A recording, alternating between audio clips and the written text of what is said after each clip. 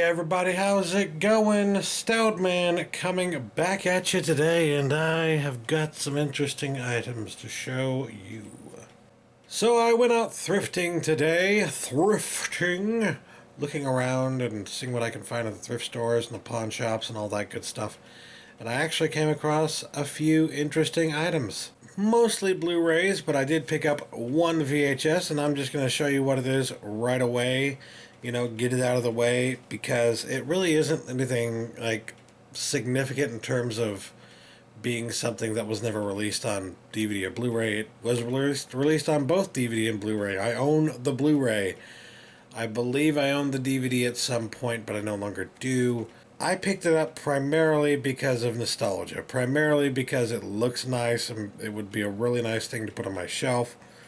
And yeah, I just kind of felt like I needed to have it for my collection. And to pay a buck for something that you can display, it is not a bad price, you know what I mean? So ultimately I decided to pick up Alfred Hitchcock's Vertigo here on VHS. Yeah, I have the Blu-ray already. I even have a nice poster. I'm actually planning to put this alongside the poster. I don't know exactly how I'm going to make it work, but I am going to do that at some point. And though I was going to say, man, maybe I won't get this, but then I noticed something here. It's the widescreen edition. Not every day that you come across a widescreen VHS, but here it is, a widescreen VHS movie. And it's a classic movie at that. And then I did this.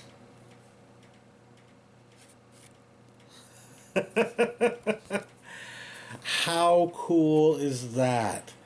It's a digibook in VHS form, essentially. It's like the precursor to digibooks. So they got this little scene here from the movie, and then inside here they've got a nice little booklet with a lot of information about the movie, kind of like what you would expect to find in like a nice Criterion edition, essentially. Oh my goodness, when I saw this I was just blown away, and I knew immediately, like, this is perfect. Oh, so what I'm planning to do is put it up on my shelf, kind of looking like this, essentially, slightly opened a bit, maybe. And what I like about it as like a display piece is that it is totally in the style of the original like poster artwork, right? So you've got the really bright, vivid orange here with the really cool lettering, like the nice font that they used for this. And it stands out from everything else, you know? So it demands attention in a lot of ways. And I really like the artwork here. I like this particular poster. I liked it so much I actually got the poster, you know? So, yeah. I wanted something that I could display. This will stand out. It will pop no matter where I put it in the room. I love that. So, yeah. Very nice to have this for a buck. And yeah, the VHS, the tape itself appears to be in pretty good condition as well. So, yeah, very nice. Next up, I picked this up at the same location. It was a Goodwill, and I was just digging through stuff that somebody had just gone through, alright? Somebody had just, like, gone through all this, and I guess missed this. They never even dug far enough to actually see that this was there. And sure enough, Noah, with the slipcover for $4.99, was right there underneath everything else at Goodwill. It pays to dig, everybody. It pays to dig. I found this and I figured, you know, I haven't seen the movie, but I am a huge fan of Darren Aronofsky. I love Black Swan. I felt like Black Swan was a very good movie. A lot of people don't agree. A lot of people think that Black Swan is just okay, or they don't like it, you know? And that to me was kind of crazy, because I felt like it was almost a perfect film. So, I mean, I don't know what to tell you there. I just really like Aronofsky's work. I feel like he's one of the true masters in filmmaking that we have right now. So, even though I haven't seen the movie, I really wanted to see it. And yeah, religious, non-religious, I don't care about whatever the heck the religious implications are behind this movie. I want to see a good story told by a masterful storyteller, and Aronofsky's going to give you that every time out. I believe it, and I know it to be true. So yeah, for $5, not a bad deal. And I did check, and the Blu-ray and DVD are in here, as well as the thing for the digital copy code. Now, I'm not gonna give you the digital copy code, but you know, it may actually be functional still. So I'm probably just gonna tell somebody. I might even just give it away during like a SNI or something like that, and tell them, I don't know if it works, but here, try this. You know, and if it works, awesome. There you go. But yeah, very nice to get this for $5, especially with the slip cover. I was very happy about that. That was pretty much the selling point for me. It was like, you know, this is probably going to be on sale without the slipcover for $4 at some point down the line on Black Friday or something like that. Possibly even this year. So there's no rush to pick it up at $5, but it comes with the slipcover. So, alright, alright. Just so you bigwigs at the fucking studios know, the ones who are actually in charge of deciding, well, should we do a fucking slipcover or not, yeah, it does actually have an impact on me deciding whether or not I'm going to pay that extra buck or two. And when it came to Goodwill, that's about all that I could find. Hold on, guys. I was getting really frustrated there. I really like this particular Goodwill, but this time around I ran into some rather pushy customers who, you know, I was more than willing to get out of their way because I figured, you know, I'm going to have my chance to check this out, whatever. If they want to get over here so they can see what there is over here, then I'll just go over to this other section here and they can come over to this section, you know? I'm a nice guy when it comes to that kind of stuff. I'm a nice customer. I'm a good customer, you know what I mean?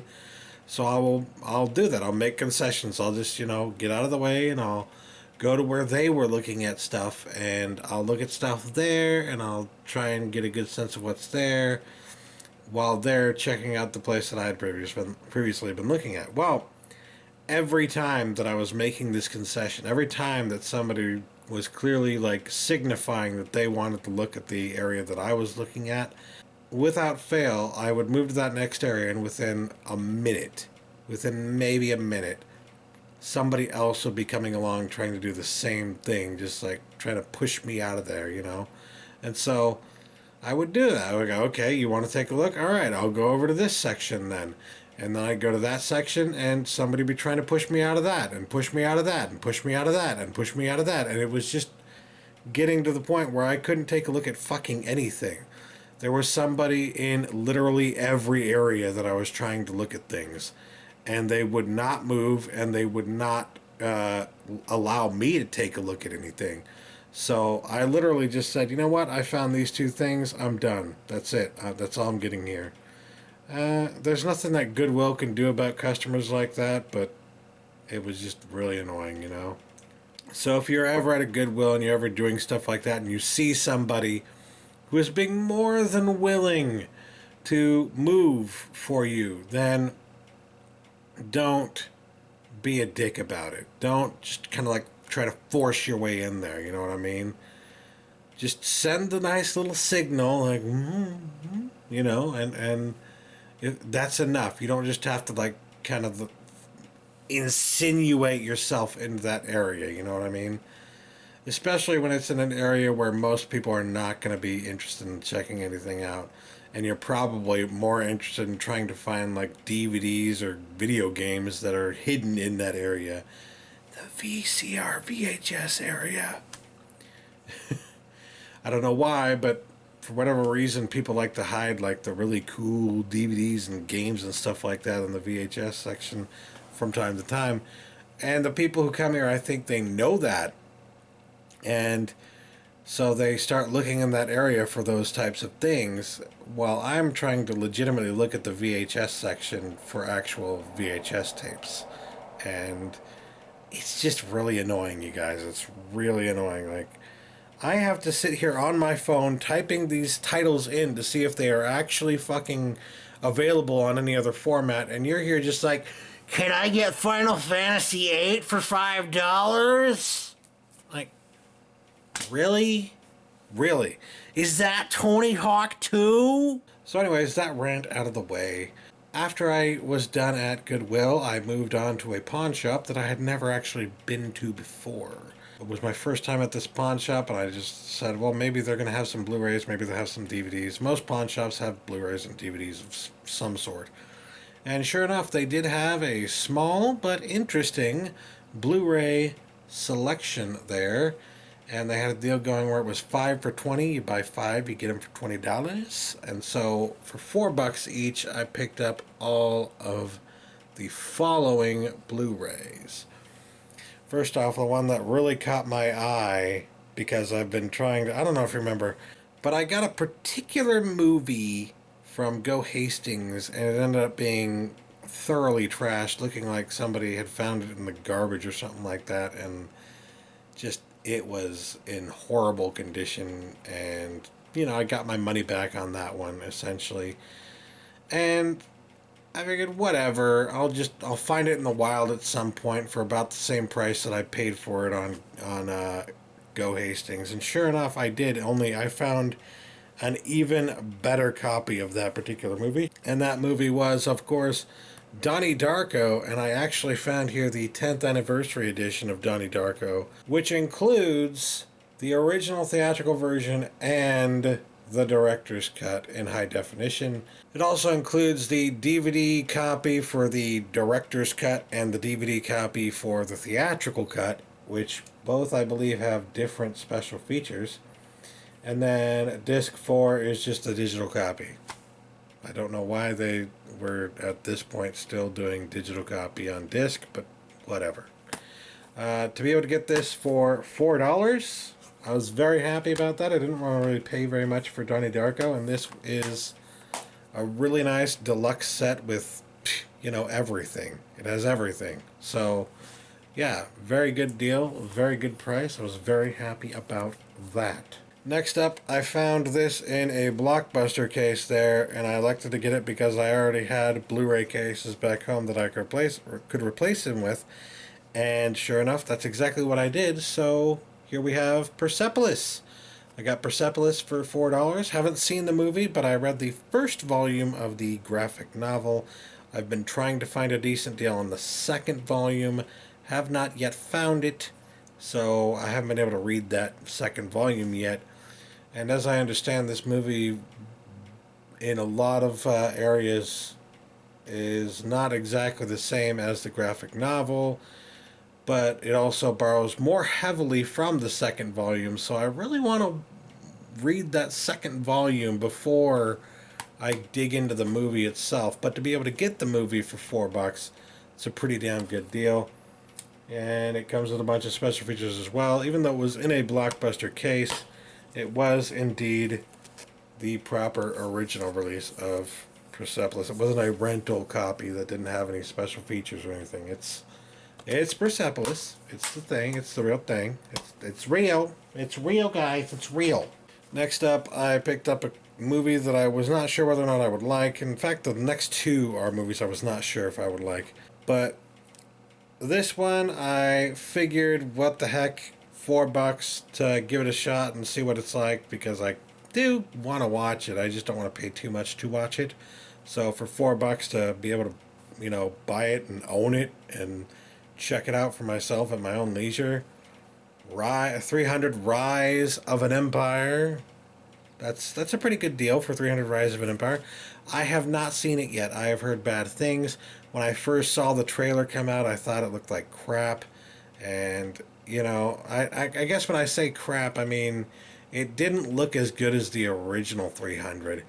And it didn't look like it had much story or lore to it per se. It looked more just like a violent hack and slash on film with a stylistic vision and all that good stuff, but it didn't, I didn't feel anything when I saw that trailer. I didn't feel like, oh, there's something to this, there's some meat here.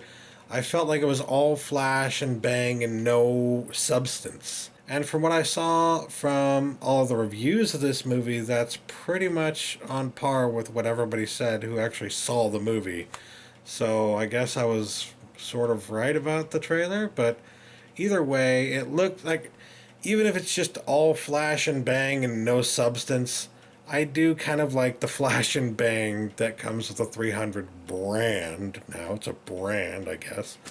I do like that flash and bang enough that I will buy this for $4 and check it out. I mean, why the heck not, you know? Next up, this one I actually heard a lot better things about than 300 Rise of an Empire. I've been told that this is actually an excellent film, and I have reason to believe that because it's actually based on a very well-received book as well. So, yeah. Without further ado, The Book Thief. The Book Thief for $4. Didn't this like just come out like a year or two ago, and it's still kind of popular? I mean, at least popular enough that you wouldn't expect to find it for $4 kind of thing. Yeah, I felt like that was a pretty damn good deal, and just knowing that and knowing that I wanted to actually watch the movie, haven't seen it yet, I figured $4, that's about like, that's my price point, all right? That's my price point. That's my entry point for a movie that I'm kind of interested in seeing that I haven't seen before. I don't really want to pay more than that for a movie I haven't seen before, and I think it's because deep in the recesses of my mind, I'm thinking back to when I used to go to Blockbuster to rent movies. I'm thinking back to the fact that it used to cost between $3 and $4 for a new release rental, so just to rent it for a couple of days, right? Well, now that I'm older and Blockbuster no longer exists, and I'm thinking back to the $4 price tag back in the day just to rent something, I see a Blu-ray copy of a movie that you can buy for $4, and I can't help myself. So that's I think why it's my price point, you know? But that being said, I've heard a lot of good things about this movie, and I really wanted to check it out, so $4, I'll do that. I will do that. And last but not least on my thrifting adventure here, I found, this was actually the first thing that I found at the pawn shop that I was just immediately like, yoink, that's coming home with me. But it's interesting, because when I brought it home, I looked at the back, I was like, oh, okay then. And I'll get into that, but first let me just show you the pickup here. Adventures in Babysitting. Now, this is kind of a steal, and it's kind of not a steal. And it's a steal because it usually goes between $10 and $15 because it's a touch tone release, which essentially means it's a Disney release. And you can tell because the packaging is pure Disney packaging. So they don't even try to hide it. This is basically a Disney release, except for it's more of a, you know, one of their just throw it out there kind of releases. And that's kind of the problem with it. You're paying $10 to $15 and you're getting what they say is the 25th anniversary edition of Adventures in Babysitting on Blu-ray with this beautiful artwork. I will admit, beautiful artwork from the original poster. Love it. And there are no special features. I reiterate, this is the 25th anniversary edition. And there are no special features. All I can say is I'm glad I only paid $4 for it, because if you're paying more than probably like what I would say $5, if you're paying more than $5 for a standalone release of a movie like this that they literally just threw out there and didn't put any effort into and didn't give any special features or any attention whatsoever, then shame on you. That's not something that should be supported, you know what I mean? So, yeah, I mean, I really wanted this on Blu-ray. I wanted it in high definition. I now have it in high definition. And yeah, I'll pay $4 for that. What I decided to do when I brought it home was I switched out the case. I actually used the case that this came in originally for the Book Thief, because that case wasn't very good. It was like a eco case, so I was just like, screw that, I'll just switch it out. And I used this case, one of the cases that I recently got, the replacement cases that have 2 disc holders here. And what I'm going to do is have the Blu-ray right here, and I have my original, I believe I have my original DVD copy of Adventures in Babysitting still. It's in a box right now because we're about to move again. But yeah, I'll put that right there when I get around to it. So yeah, I'll just make my own special little edition of Adventures in Babysitting, the as ultimate as I can possibly make it edition of Adventures in Babysitting. You know, I've been thinking about actually combining a lot of the movies that I have like this with CD soundtracks, particularly when I really like the soundtrack for that movie, when it's like memorable to me. And I actually do like the soundtrack in this movie. So maybe I shouldn't put the DVD in there. Maybe I should just put the soundtrack if I can find it for this. Worth thinking about. Anyways, that is it. That's all I got. That's the last thing that I picked up during my thrifting adventure. I wish I could say I picked up some, weird little odds and ends here other than that VHS, but nope. Just Blu-rays. I thought about getting True Lies on DVD, but they wanted $2.50, and I'm just like, I really just want this on Blu-ray. I don't want to pay $2.50 for the fucking DVD. Like, give me $1 DVD copy of True Lies, and we'll talk. All right? It's a DVD copy. I know you paid 5 cents for this. I'm not giving you $2.50 for it. Go fuck yourself. So, anyways. That'll do it for me today. Thanks for watching, you guys. Catch you later. Peace.